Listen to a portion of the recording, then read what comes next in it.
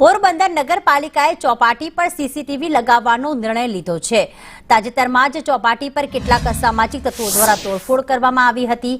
આ ઘટના બાદ ચોપાટી પર સીસીટીવી લગાવવાનો નિર્ણય લેવામાં આવ્યો છે। ચોપાટી ખાતે રોજ હજારો લોકો સમુદ્ર કિનારે ફરવા આવતા હોય છે, ત્યારે પોરબંદર નગરપાલિકા દ્વારા સ્ટ્રીટ લાઇટ તથા સ્વચ્છતા માટેની સુવિધાઓ રાખવામાં આવી છે। ચોપાટી પર પાલિકા દ્વારા સિમેન્ટની કચરા પેટીઓ મૂકી છે, જો કે આવારા તત્વોએ આ કચરા પેટીઓમાં તોડફોડ કરી હતી, જેના પગલે પાલિકા પ્રમુખે તાત્કાલિક કાર્યવાહી કરવા સૂચના આપી છે અને પોરબંદર ચોપાટી ખાતે સીસીટીવી નાખવાનો નિર્ણય પણ લેવામાં આવ્યો છે।